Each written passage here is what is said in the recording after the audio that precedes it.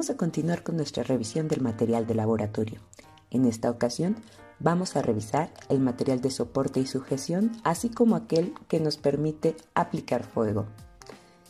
¿Por qué necesitamos material de soporte y sujeción? En nuestro trabajo estamos constantemente expuestos a diferentes riesgos. Por ejemplo, a quemadura por fuego, a quemaduras químicas, a intoxicación por contacto con ciertas sustancias agresivas, así como contaminación por contacto con muestras que contienen microorganismos que afectan nuestra salud. Sin embargo, gracias al material de soporte y sujeción, nosotros podemos trabajar en el laboratorio reduciendo al mínimo estos riesgos. Por supuesto, el material por sí mismo no es lo único que se requiere para evitar estos riesgos, sino que también es necesario que los usemos adecuadamente. Iniciamos revisando el soporte universal. El soporte universal está constituido por una base estable bastante pesada y una barra metálica sólida, es decir, que no está hueca. Es utilizado para montar otros instrumentos o materiales de sujeción. Entre estos materiales de sujeción que se van a unir al soporte universal se encuentran la pinza para uretra, las pinzas simples, las pinzas de 3 dedos y la nuez. La pinza para uretra puede ser sencilla o doble, como la que se muestra aquí en la foto. Estas pinzas tienen una parte fija, que es donde se une al soporte universal, y una parte móvil, la cual puede abrirse gracias a estas pestañitas que están aquí y que pueden presionarse con los dedos. Una vez abierta, se puede colocar en medio la uretra y entonces esta quedará fija para los procesos de titulación, los cuales son pocos comunes en el laboratorio clínico. Las pinzas simples están formadas por 2 brazos, los cuales nos permiten sujetar diferente material de cristalería de grosor variable. Tiene una mariposa o tornillo que nos permite ajustar el ancho de la apertura de las pinzas. También existen las pinzas de 3 dedos. La ventaja de la pinza de 3 dedos es que tiene un ángulo de apertura mucho más amplio que el de las pinzas simples, de que con las mismas pinzas puedan sostenerse tanto tubos de ensayo con diámetro muy pequeño como grandes matraces Erlenmeyer. Todas estas pinzas tienen en su estructura una nuez, la cual es esta estructura metálica sólida que vemos aquí. Está formada por un arco metálico que tiene también un tornillo, el cual presiona contra el resto del cuerpo de este artefacto. Este espacio curvo es donde se coloca la varilla metálica del soporte universal y el tornillo nos permite presionar para mantener fija la nuez y lo que sea que esté atado al otro lado. Estas pinzas ya tienen la nuez incluida en su estructura, pero tenemos nueces sin otro instrumento que son precisamente para colocar ahí lo que necesitemos y adaptemos nuestro soporte a la necesidad que tengamos en ese momento. Además de las pinzas, también podemos colocar en el soporte universal aros o anillos, los cuales son metálicos y suelen utilizarse con una malla de alambre que en muchas ocasiones contiene una pasta de asbesto, la cual permite la mejor distribución de la temperatura que es provista por un mechero. Los aros pueden ser de diferentes tamaños y gracias a la nuez se pueden colocar en diferentes alturas en el soporte.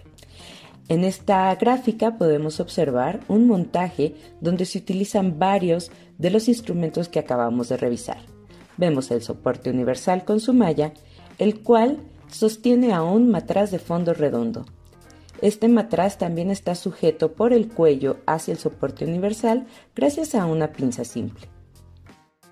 En el segundo soporte universal de la ilustración se utiliza una pinza de dedos para sostener el condensador del aparato de destilación que está montado aquí.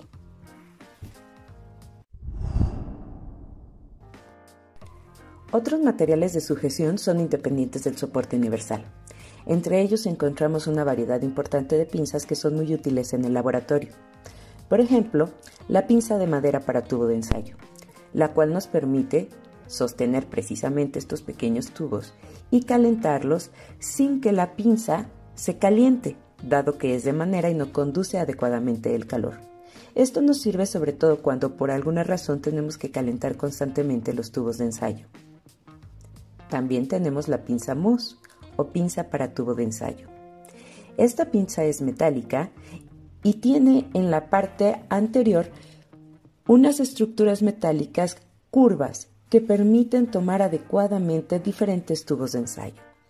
Como son metálicas, no podemos utilizarlo para calentar de manera constante, pero sí para hacer pequeñas sesiones de calentamiento y retirar. También nos sirve para trasladar tubos que contengan sustancias peligrosas, ya sean ácidos, bases, sustancias tóxicas o sustancias con microorganismos. También tenemos el equivalente de las pinzas MOS, pero para matraz.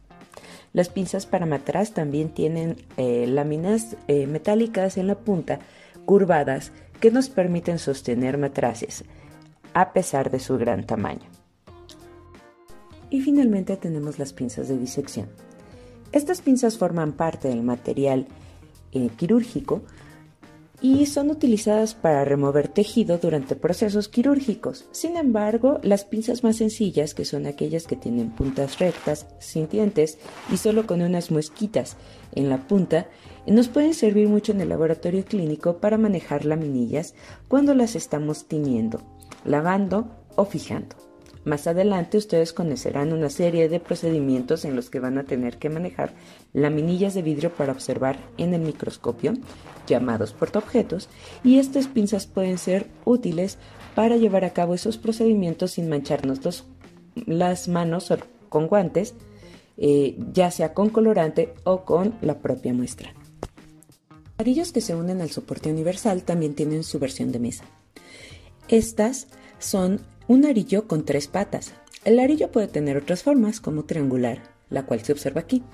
Las 3 patas le dan suficiente soporte, pero también nos permiten maniobrar por debajo del arillo para introducir o sacar el mechero que usualmente utilizamos con este tipo de tripié. La gradilla es otro material de soporte que nos permite mantener ordenadas nuestras muestras o nuestros tubos con reactivos en la mesa de trabajo.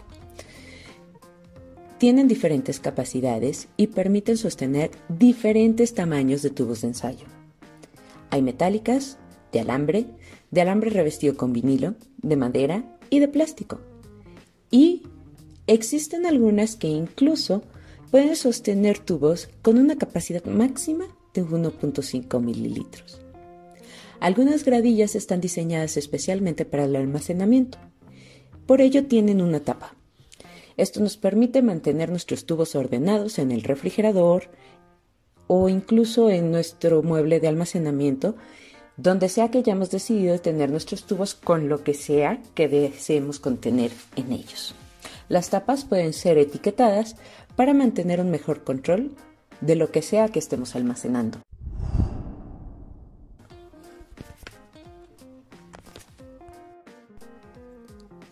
Ahora vamos a hablar de las fuentes de calor. En muchas ocasiones necesitamos calentar nuestras muestras para diferentes fines. Cuando no necesitamos una fuente de calor tan intensa, podemos utilizar el mechero de alcohol, el cual es un recipiente redondeado que contiene una mecha de algodón por lo general, que absorbe el alcohol por capilaridad. Entonces el alcohol puede llegar a la parte externa de la mecha y entonces puede ser encendido. La mecha puede apagarse fácilmente con una tapa que evita la entrada de aire o el contacto del aire con el fuego y en ese momento el alcohol deja de estar encendido. Una fuente de calor más constante y mucho más intensa son los mecheros de Bunsen y de Fisher, los cuales son más o menos iguales. La única diferencia es el tamaño. Por supuesto, el tamaño de la flama que generan y la cantidad de calor que producen es mucho mayor en el mechero de Fisher que en el mechero de Bunsen. En el laboratorio de microbiología, que es donde más se utiliza, el uso normal o más común es el de mechero de Bunsen. Como sea, cualquiera de estos dos mecheros tienen más o menos la misma estructura. Tienen una base pesada que le da estabilidad. En esta base se encuentra la boquilla por donde va a entrar el gas. A esta boquilla cónica entra la manguera de donde se está tomando el gas. Cerca de esta entrada de gas está la llave que regula qué tanto gas va a estar pasando. En el mechero de Bunsen suele estar por arriba de la base, mientras que en el mechero de Fisher suele estar por debajo. Enseguida de la entrada de gas se encuentra un collarín. El collarín es una lámina metálica que rodea al tubo del mechero, y esta tiene pequeños orificios. Estos orificios permiten regular la entrada de aire. El aire es importante porque contiene oxígeno, y el oxígeno es el comburente que se requiere para que la flama se mantenga. Gracias a la regulación de la entrada de aire, podemos permitir la entrada de más o menos oxígeno y de esta manera modificar nuestra flama. El resto de la estructura del mechero es el tubo, el cual conduce el gas hacia la parte superior del mismo y permite que salga a través de la boquilla, la cual es sencilla en el mechero de Bunsen, mientras que en el de Fisher contiene varios orificios. Es por esta parte donde se enciende el mechero con un encendedor y es aquí donde vamos a estar generando la llama.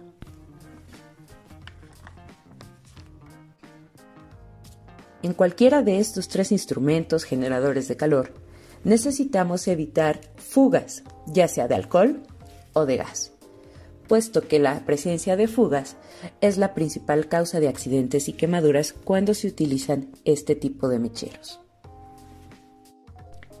En otras ocasiones necesitamos aplicar calor suave y controlado. Uno de los instrumentos que nos permite hacer esto es el baño María. El baño María consiste en un aparato hecho por resistencias eléctricas, las cuales al ser conectadas, debido a la acción de la electricidad, van a aumentar la temperatura. Esta temperatura es transferida a un compartimiento en el cual se agrega agua. El agua se calienta, pero no se calienta repentinamente, sino que es un calentamiento suave. Este contenedor con agua suele tener gradillas en las cuales se pueden colocar nuestros tubos de ensayo. Si lo que necesitamos es colocar un matraz o un vaso de precipitados, simplemente retiramos las gradillas y queda espacio suficiente para este tipo de material. Algunos de los baños María contienen una tapa en caso de que sea necesario evitar la evaporación de lo que se encuentra dentro del baño María. La mayoría de los baños tienen los siguientes elementos: el interruptor, que permite el paso de electricidad, el termostato, que va a indicar a qué temperatura deben apagarse las resistencias para no sobrecalentar el baño, un indicador en rojo, que nos permite saber cuando se está calentando o cuando ya se alcanzaron las temperaturas indicadas por el termostato. La mayoría de las veces es necesario verificar que la temperatura del agua efectivamente corresponda a la de los termostatos, ya que este es un instrumento de medición muy grueso. Con el termómetro ambiental, que revisamos en la clase pasada, podemos garantizar que la temperatura del baño sea la que necesitamos para nuestro procedimiento. Es por ello que los baños María suelen contener un pequeño espacio donde se puede sujetar el termómetro ambiental y nosotros podemos revisar constantemente la temperatura real del agua del baño María.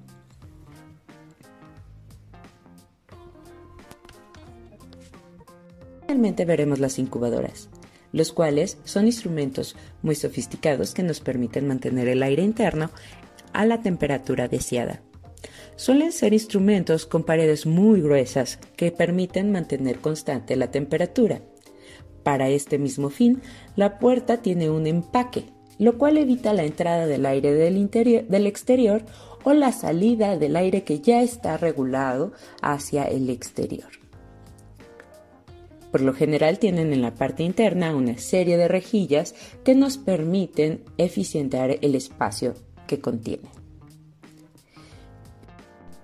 Puede haber pequeñas que se pueden colocar sobre una mesa o aquellas que tienen el mismo tamaño que los diferentes refrigeradores que tenemos en casa, desde refrigeradores pequeños hasta unos bastante grandes. También existen incubadoras horizontales, las cuales en aspecto podrían parecerse un poco más a los refrigeradores de las tiendas. En función de lo que pueden hacer, tenemos incubadoras estándar, las cuales pueden mantener el aire interno desde la temperatura ambiente hasta 80 o incluso 100 grados centígrados dependiendo del modelo. También hay incubadoras refrigeradas, las cuales permiten mantener constante el aire interno por temperaturas debajo de la temperatura ambiente. Esto es importante si, por ejemplo, yo trabajo en un lugar donde las temperaturas van entre 30 y 40 grados centígrados y a lo mejor no cuento con un aire acondicionado. Por lo tanto, si mi microorganismo crece a temperaturas entre 20 y 25 grados centígrados, yo necesito que la incubadora tenga el aire interno no frío, pero sí más frío que la temperatura ambiente.